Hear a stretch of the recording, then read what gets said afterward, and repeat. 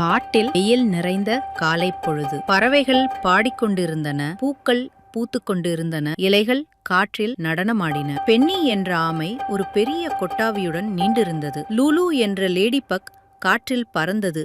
அதன் பிரகாசமான இறக்கைகள் ஒளியை பிடித்தன. ஒரு மரத்தில் சிப்பி என்ற அணில் தொடர்ச்சியாக 3 முறை புரட்டியது. கதை சொல்பவர்: 3 நண்பர்கள், ஒரு காடு, ஆச்சரியங்கள் நிறைந்த ஒரு நாள். இப்போதுதான் தொடர்ந்துவிருந்தது. லுலு ஒரு பளபளப்பான வரைபடத்தை கண்டுபிடித்தார். லுலு ஒரு பூவில் இறங்கிய போது உள்ள விசித்திரமான ஒன்று இருப்பதை கவனித்தார். தங்க கயிற்றால் கட்டப்பட்ட ஒரு சிறிய சுருட்டப்பட்ட வரைபடம். லுலு உற்சாகமாக, நான் என்ன கண்டுபிடித்தேன் என்று பார். பென்னி மெதுவாக கண் சிமிட்டினார். சிப்பி மூச்சு திணறி தனது ஏகோர்னை கீழே போட்டார். கதை சொல்பவர்: இது ஒரு புதையல் வரைபடம். வெறும் எந்த புதையலும் அல்ல, இது இதய மரத்திற்கு வழிவகுத்தது. ஒரு மரத்தின் கீழ் திட்டமிடல். மூவரும் தங்களுக்கு பிடித்த மரத்தின் கீழ் அமர்ந்து வரைபடத்தை கவனமாக விரித்தனர்.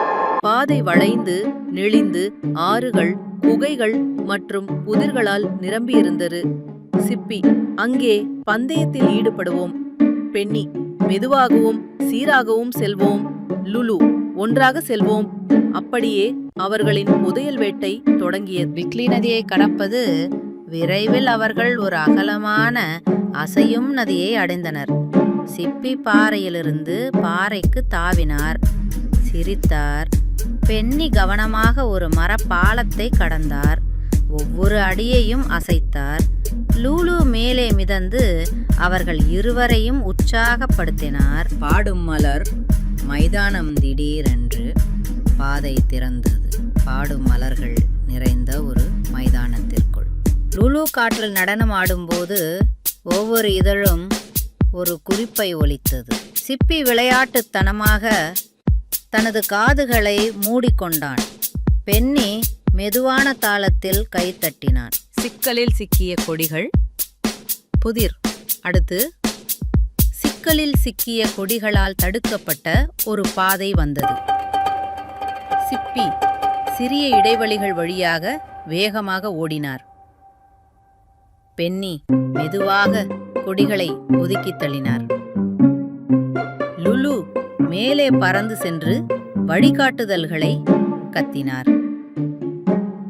லுலு: இந்த வழி, கொஞ்சம் இடதுபுறம். ஒன்றாக அவர்கள் முன்னோக்கி செல்லும் பாதையை சிக்கலிலிருந்து விடுவித்தனர். ஒரு தூக்க குகை. துப்பு மூவரும் படிகங்கள் மின்னும் ஒரு ஒளிரும் குகைக்குள் கால்களால் நுனியில் சென்றனர். பின்புற சுவரில் கல்லில் செதுக்கப்பட்ட ஒரு சின்னம் ஒளிரத் தொடங்கியது. பென்னி: இது வரைபடத்தில் உள்ள குறியுடன் பொருந்துகிறது. லுலு உற்சாகத்துடன் துடித்தார். பயணம் புதையலை நெருங்கிக் கொண்டிருந்தது. மூடுமி மலைக்காட்டு. செங்குத்தான மலையில் ஏறிய பிறகு மூடுபனி நிறைந்த பள்ளத்தாக்கின் காட்சியை அவர்கள் அடைந்தனர். கீழே காட்டில் மங்கலாக ஒளிரும் இதய மரம் இருந்தது. ராட்சத மர பிரம்மை. ஆனால் முதலில் அவர்கள் வேர்களின் பிரம்மைக்குள் நுழைய வேண்டியது. நூற்றில்ஸ் போல சுருண்டு கிடக்கும் ராட்சத வளைந்த மரங்கள். சிப்பி முன்னோக்கி செல்ல லுலு மேலிருந்து வழிகாட்ட, பென்னி அவர்களின் குரல்களின் ஒலியை கவனமாக. ஆந்தையின் புதிர். ஒரு வெற்று மரத்தின் உள்ளே சிறிய கண்ணாடிகளை அணிந்த ஒரு புத்திசாலித்தனமான வயதான ஆந்தை அமர்ந்திருந்தது. ஆந்தை: புதையலை கண்டுபிடிக்க எனக்கு உண்மையாக பதில் சொல்லுங்கள். அது பகிரப்படும்போது எது வலிமையாகிறது? அவர்கள் கூடி நின்றார்கள். லுலு கிசுகிசுத்தான். பென்னி தலையசைத்தார். அனைவரும் நட்பு. ஆந்தை சிரித்து வழி. கிட்டத்தட்ட விட்டு கொடுக்கும் மனநிலையில். ஆனால் அப்போதே மழை பெய்யத் தொடங்கியது. அவர்கள் குளிராக, ஈரமாக, சோர்வாக இருந்தனர். பென்னி பெருமூச்சு விட்டபடி: ஒருவேளை இது ஒரு முட்டாள்தனமான யோசனையா இருக்கலாம்.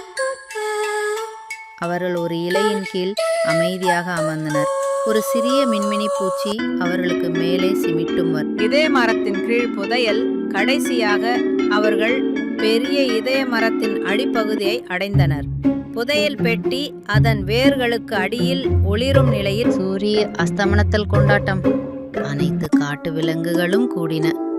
லுலு பாடினார், சிப்பி நடனமாடினார், பென்னி ஒரு வெற்று மரக்கட்டையின் மீது ட்ரம் சுவாசித்தார். காட்டு மழை ஆச்சரியம் பாதையில் முன்னதாக திடீரென பெய்த காட்டுத்தூறல் இலைகளை மின்னச் செய்தது.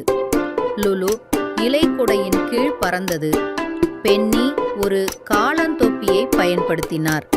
சிப்பி குட்டைகளின் வழியாக சிரித்து கொண்டே சென்றது. பென்னியின் துணிச்சலான தருணம். ஒரு குறுகிய கிளைப்பாலத்தில் பென்னி ஒவ்வொரு அடியையும் எடுத்து வைக்கும்போது நடுங்கினார். கீழே உள்ள பள்ளத்தாக்கு ஆழமாக தெரிந்தது. லுலு, உனக்கு இது கிடைத்துவிட்டது. சிப்பி, போ பென்னி, போ. ஆழ்ந்த மூச்சோடு பென்னி ஒரு நேரத்தில் மெதுவாக நிலையான அடி எடுத்து வைத்தார். காட்டுப்பாதை அந்தி மயங்கிய நேரத்தில் ஆயிரக்கணக்கான ஒளிரும் மின்மினி பூச்சிகள் மரங்களின் வழியாக ஒரு பாதையை ஒளிரச் செய்தன. நண்பர்கள் அமைதியாக பின்தொடர்ந்தனர்.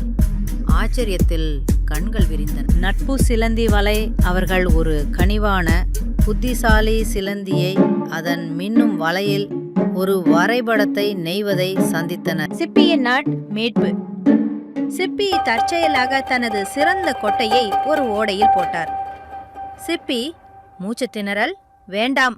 அவர் வியத்தகு முறையில் புறாவை போல நடந்து வேடிக்கையான மெதுவான இயக்கத்தில் துள்ளி குதித்து அதை தனது தலைக்கு மேலே பிடித்துக்கொண்டு வெற்றியுடன் வெளியே வந்தார். ஒரு மறைக்கப்பட்ட தோட்டம், வானவில் கொடிகளும் மின்னும் காளான்களும் கொண்ட ஒரு மறைக்கப்பட்ட தோட்டத்திற்குள் அவர்கள் தற்செயலாக நுழைந்தனர். பூக்களுக்கு மத்தியில் லுலு படபடத்தது. சிப்பி காட்டுத்தனமாக ஓடியது. பென்னி பிரமிப்பில் சிரித்தார். ஒரு நிழல் தந்திரக்காரன். இலைகள் நிறைந்த மேலங்கியில் ஒரு தந்திரமான ரக்கூன் அவர்களின் வரைபடத்தை பறிக்க முயன்றது. லுலு, ஏய் சிப்பி, இன்று இல்லை. கூட்டு முயற்சி மற்றும் புத்திசாலித்தனமான பொறி மூலம் அவர்கள் தங்கள் வரைபடத்தை திரும்பப் பெற்றனர். ஒன்றாக வேலை செய்யும் புதிர் இதய மரத்தின் வாயிலை திறக்க அவர்கள் ஒரு இலை புதிரை தீர்த்தனர். வண்ணங்களை பொறுத்த லுலு பறந்தது. பென்னி மரக்கட்டைகளை தள்ளினான். சிப்பி தன் வாளால் சுவிட்சுகளை அசைத்தான். மந்திர மரம் விழித்தெழுகிறது. அவர்கள் இறுதிக் கல்லை வைத்தபோது இதய மரம் தங்க ஒளியுடன் திறந்தது. மார்பு வேர்களிலிருந்து எழுந்து மந்திரத்தால் முனகியது. நட்பு கல்விழா அன்றிரவு லுலு ஒவ்வொரு நண்பருக்கும் ஒரு ஒளிரும் நட்புக்கல்லை கொடுத்தார். காடு மின்மினி பூச்சிகள் சிரிப்பு மற்றும் மகிழ்ச்சியால் ஒளிர்ந்தது.